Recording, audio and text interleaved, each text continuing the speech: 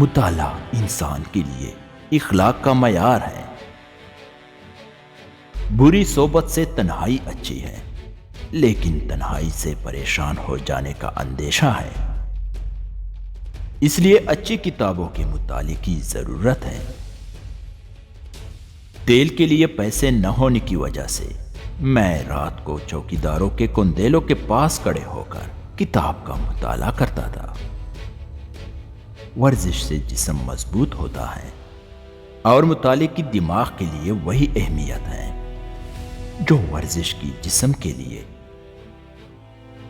مطالعے سے انسان کی تکمیل ہوتی ہے۔ مطالعے کی عادت اختیار کر لینے کا مطلب یہ ہے کہ آپ نے گویا دنیا جہاں کے دکھوں سے بچنے کے لیے ایک محفوظ پناہ گاہ تیار کر لی ہے۔ 3 دن بغیر مطالعہ گزار لینے کے بعد چوتھے روز گفتگو میں پھیکا پن آ جاتا ہے۔ انسان قدرتی مناظر اور کتابوں کے مطالعے سے بہت کچھ سیکھ سکتا ہے۔ مطالعے کے بدولت ایک طرف تمہارے معلومات میں اضافہ ہوگا اور دوسری طرف تمہاری شخصیت دلچسپ بن جائے گی۔ دماغ کے لیے مطالعے کی وہی اہمیت ہے جو کنول کے لیے پانی کی۔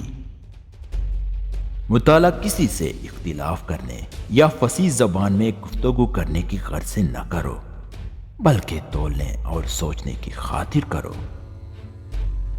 جس طرح کئی قسم کے بیج کی کاشت کرنے سے زمین زرخیز ہو جاتی ہے، اسی طرح مختلف عنوانات پر کتابوں اور رسالوں وغیرہ کا مطالعہ انسان کے دماغ کو منور بنا دیتا ہے۔ جو نوجوان ایمانداری سے کچھ وقت مطالعے میں صرف کرتا ہے تو اسے اپنے نتائج کے بارے میں بالکل متفرق نہ ہونا چاہیے۔ مطالعے سے خلوت میں خوشی، تقریر میں زیبائش، ترتیب و تدوین میں استعداد اور تجربے میں وسعت پیدا ہوتی ہے۔ وہ شخص نہایت ہی خوش نصیب ہے جس کو مطالعے کا شوق ہے، لیکن جو فحش کتابوں کا مطالعہ کرتا ہے اس سے وہ شخص اچھا ہے جس کو مطالعے کا شوق نہیں۔ مطالعہ ذہن کو جلا دینے کے لیے اور اس کی ترقی کے لیے ضروری ہے۔ دنیا میں ایک باعزت اور ذی علم قوم بننے کے لیے مطالعہ ضروری ہے۔ مطالعے میں ہر انسان کو اجاگر کرنے کا راز مضمر ہے۔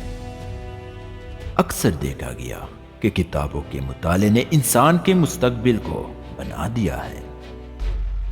تم مطالعہ اس لیے کرو کہ دل و دماغ کو عمدہ خیالات سے منور کر سکو، نہ کہ اس طمع سے کہ تالیاں روپوں سے بھرپور ہوں۔